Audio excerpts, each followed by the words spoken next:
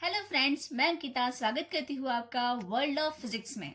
आज हम new chapter पढ़ने वाले हैं, that is chapter number 4, current electricity and magnetism.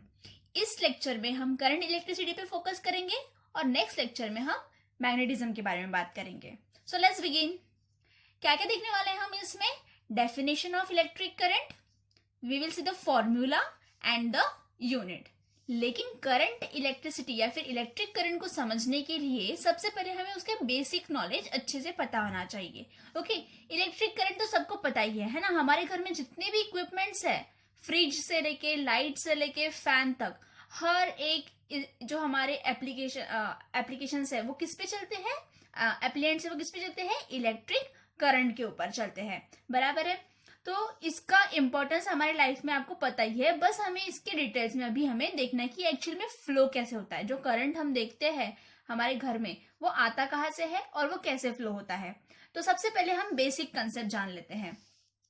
इसमें हम दो चीजें पढ़ने वाले हैं। फर्स्ट है हमारा atom. So what is atom, ये सबसे फर्स्ट क्वेश्चन है।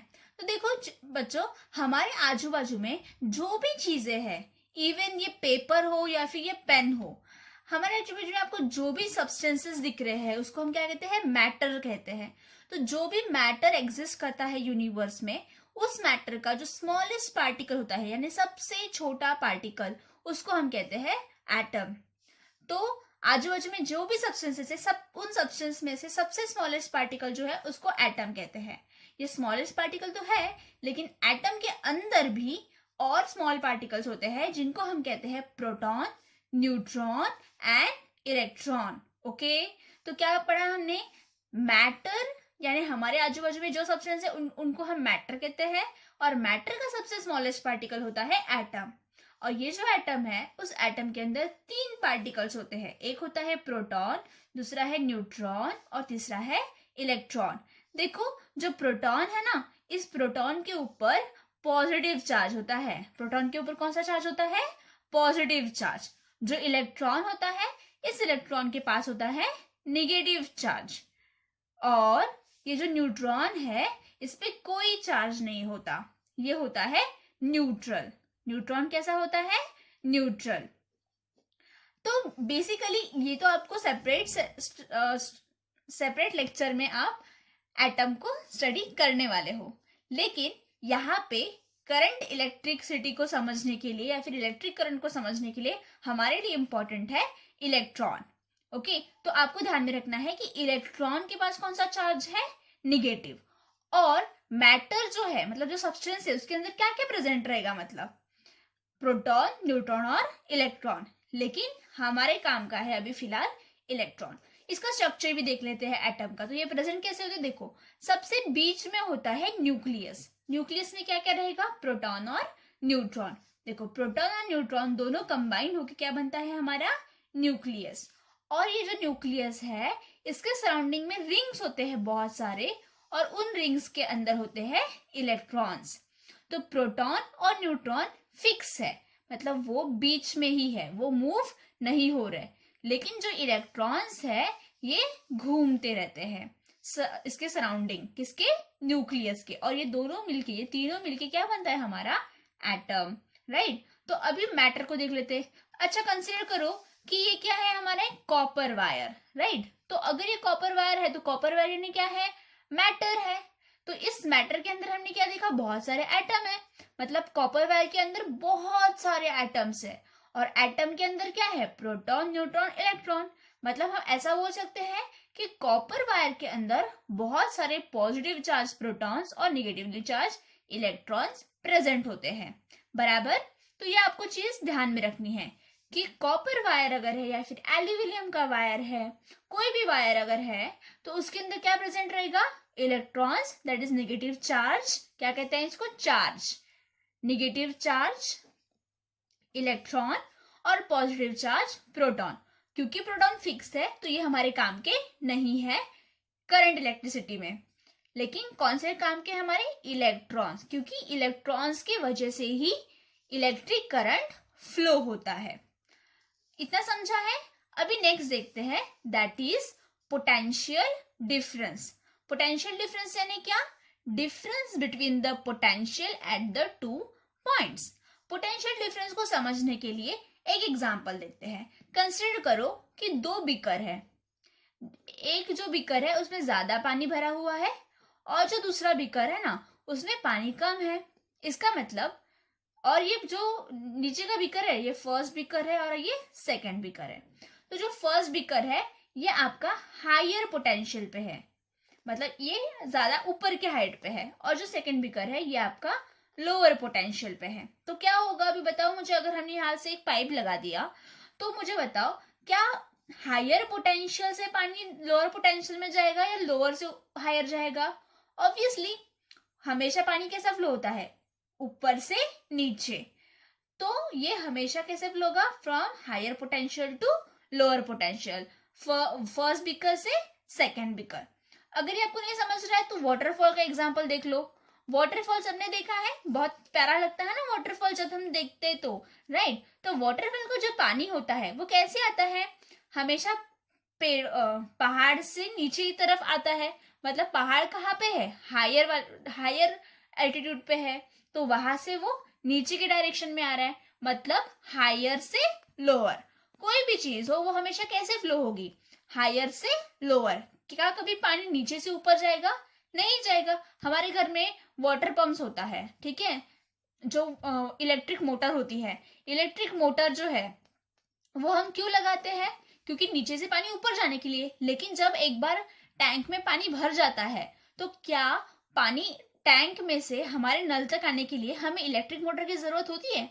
नहीं होती है। क्यों नहीं होती है? क्योंकि हमेशा पानी जो है वो टैंक से नीचे आने के लिए, मतलब वो हायर पोटेंशियल से उसको लोअर पोटेंशियल में आ रहा है।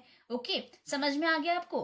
तो दो पॉइंट्स यानी हमारे कौन से दो पॉइंट्स हैं, एक हायर पोटेंशियल और एक लोअर पोटेंशियल, और उन दोनों का डिफरेंस उसी को हम कहते हैं पोटेंशियल डिफरेंस। ये पोटेंशियल डिफरेंस ही है जिसके वजह से आपका इलेक्ट्रिक करंट जो है वो फ्लो होता है। अगर पोटेंशियल डिफरेंस नहीं है और ये इलेक्ट्रॉन्स अगर नहीं है, ये चार्ज और ये पोटेंशियल डिफरेंस अगर नहीं है तो करंट फ्लो नहीं होगा। ओके, अभी देखते हैं इलेक्ट्रिक सर्किट। देखो इलेक्ट्रिक सर्किट जो है ना, ये आपको जो डायग्राम दिख रही है ये दोनों डायग्राम किसके हैं, इलेक्ट्रिक सर्किट के। क्या होता है इलेक्ट्रिक सर्किट, यानी electric circuit is a combination of wires and the instruments. Okay, तो यहाँ पे जो हमारा इंस्ट्रूमेंट है वो क्या है, बल्ब है। ओके, और यहाँ पे ये जो कनेक्ट किया है वो क्या है, आपके वायर्स है। देखो सिर्फ वायर के अंदर हमने क्या पढ़ा था, वायर, कॉपर वायर देखा था जब हमने। तो वायर के अंदर क्या है, चार्जेस होते हैं। कौन से चार्जेस होते हैं, प्रोटॉन्स एंड इलेक्ट्रॉन्स। हमारे काम के कौन से हैं, इलेक्ट्रॉन्स होते हैं। तो इलेक्ट्रॉन्स यहाँ पे प्रेजेंट है, मतलब चार्जेस तो प्रेजेंट है, और यहाँ पे बल्ब प्रेजेंट है। लेकिन हमने जब इसको कनेक्ट किया तो क्या हम देख रहे हैं ये बल्ब ग्लो कर रहा है, क्या नहीं ग्लो कर रहा है। क्यों ग्लो नहीं कर रहा है, क्योंकि मैंने आपको क्या कहा था, बल्ब को ग्लो करने के लिए, यानी इलेक्ट्रिक करंट जो है उसको फ्लो करने के लिए क्या जरूरी है, चार्ज जरूरी है और पोटेंशियल डिफरेंस। यहाँ पे आपको पोटेंशियल डिफरेंस दिख रहा है क्या, नहीं दिख रहा है। तो अभी आप बोलोगे पोटेंशियल डिफरेंस कहाँ से मिलेगा हमें, तो पोटेंशियल डिफरेंस हमें मिलता है सेल से या फिर बैटरी से।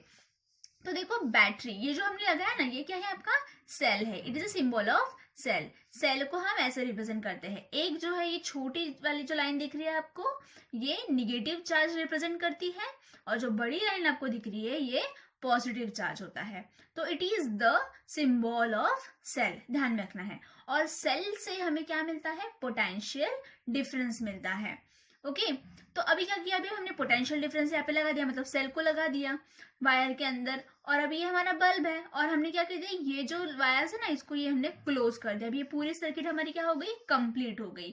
तो हमने क्या देखा, जैसे सर्किट कंप्लीट हुई वैसे ये जो बल्ब है ये क्या कर रहा है, ग्लो कर रहा है, मतलब वो बल्ब चालू हो गया। तो क्यों चालू हो गया वो, क्योंकि क्या हो रहा है, जैसे हमने पोटेंशियल डिफरेंस लगाया वैसे क्या होगा कि ये जो वायर है ना, इस वायर के अंदर क्या प्रेजेंट है, चार्ज। तो ये जो चार्ज है ये एक जगह से दूसरी जगह फ्लो करना स्टार्ट कर देते हैं। अब आप बोलोगे ये फ्लो कैसे करते हैं, तो देखो हमारा जो वायर है, जब भी जो हमने डायग्राम देखी थी, ये जो वायर है, वायर के अंदर होते हैं पॉजिटिव चार्ज और होते हैं निगेटिव चार्ज। तो ये जो निगेटिव चार्ज होते हैं जो कि हमेशा मूव करते रहते हैं, तो ये वायर के अंदर जो निगेटिव चार्ज प्रेजेंट है हमें पता है एक फिनोमिनॉन कि negative charge always attract towards the positive charge. ये वायर के अंदर जो निगेटिव चार्जेस है ये कहाँ जाएंगे बताओ? जैसे हमने इसको बैटरी के साथ कनेक्ट किया, जैसे हमने इसको सेल लगाया, तो ये जो चार्जेस है ये जाते हैं पॉजिटिव की तरफ, क्योंकि यहाँ पे एक निगेटिव है और एक पॉजिटिव है। तो चार्जेस जो है ये फ्लो करेंगे, कहाँ जाएंगे? ये पॉजिटिव की तरफ जाएंगे। जैसे ये पॉजिटिव की तरफ जाएंगे, क्योंकि निगेटिव चार्ज है तो किसके पास जाएंगे? पॉजिटिव। जैसे ये पॉजिटिव की तरफ जाएंगे वैसे ही करंट फ्लो होना स्टार्ट होगा। और करंट कैसे फ्लो होगा? उसके बिल्कुल अपोजिट डायरेक्शन में, मतलब करंट फ्लो होगा पॉजिटिव से निगेटिव की तरफ। अभी ये क्यों होगा? क्योंकि पोटेंशियल डिफरेंस में हमने क्या देखा था कि पोटेंशियल डिफरेंस कैसे फ्लो होता है? हमेशा higher potential to lower potential. Higher क्या दिख रहा है आपको? पॉजिटिव। और लोअर क्या दिख रहा है आपको? निगेटिव। तो हमेशा ये करंट कैसे फ्लो होगा? हायर से, मतलब पॉजिटिव से ये जाता है। देखो पॉजिटिव से कहा जा रहा है ये निगेटिव के तरफ, मतलब हायर पोटेंशियल से कहा जा रहा है ये लोअर पोटेंशियल की तरफ। ये क्या है? हमारा पोटेंशियल डिफरेंस दे रहा है कौन? सेल। लेकिन इलेक्ट्रॉन जो है, ये जो निगेटिव चार्ज आपको दिख रहा है, ये कैसे फ्लो होंगे? बिल्कुल करंट के अपोजिट डायरेक्शन, मतलब निगेटिव से कहा जाएंगे ये पॉजिटिव की तरफ। Understood this? देखो यहाँ पे एक पॉइंट है वो भी देख लेते हैं। Electrons in the wire flow due to potential difference between the two ends of the dry cell. तो ये जो सेल है ना, सेल के जो दो एंड्स है, ये पोटेंशियल डिफरेंस की वजह से ही जो इलेक्ट्रॉन्स है वो फ्लो करते हैं। अगर देखो यहाँ पे भी दो इलेक्ट्रॉन्स प्रेजेंट थे, इस वायर में भी इलेक्ट्रॉन्स प्रेजेंट थे, लेकिन क्या वो मूव कर रहे थे? नहीं कर रहे थे। जैसे पोटेंशियल डिफरेंस लगाया वैसे ही इलेक्ट्रॉन्स है ये पॉजिटिव चार्ज की तरफ गए, इसीलिए करंट फ्लो हुआ। ओके, यूनिट क्या होता है पोटेंशियल डिफरेंस का? वोल्ट। इसलिए आप लोगों ने देखा होगा जो सेल होते हैं, ठीक है, एवर रेडी का सेल देखा है ना सबने, रेड कलर का ब्लू कलर का अवेलेबल होता है। जो सेल होता है ना, इस सेल के ऊपर, या फिर अगर अपने घर में देख लेना आप, तो ये जो सेल है ना, ये सेल के ऊपर लिखा होता है 0.9 वोल्ट, या फिर 1 वोल्ट, या फिर 2 वोल्ट। तो ये जो वोल्ट है, मतलब ये जो सेल है, ये क्या है? ये क्या बता रहा है कि ये जो इसका जो सेल है, इसका कितने पोटेंशियल डिफरेंस का है ये? तो वोल्ट यानी it represent the unit of potential difference. Understood this? Now see the definition. Definition तो मैंने आपको बता दी है, बस इसको थियोरेटिकली देख लेते हैं। डेफिनेशन ऑफ इलेक्ट्रिक करंट क्या कहती है डेफिनेशन हमारी? The flow of charge through a wire in a unit time is called current.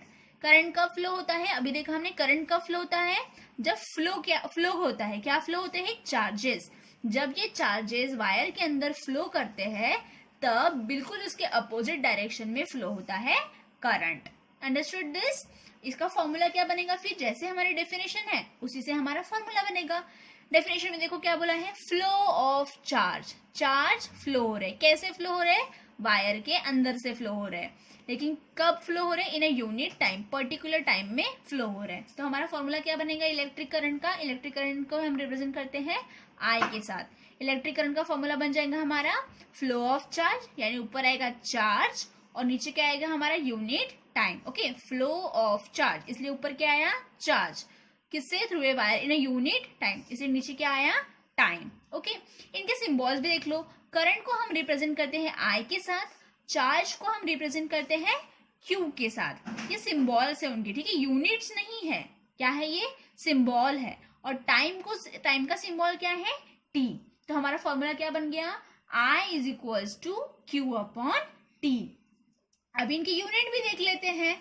तो जो करंट है, करंट का यूनिट होता है एम्पियर, लेकिन ये एम्पियर हमें मिलता कैसे है? तो current is equals to charge upon time है, right? So charge that is Q and time T.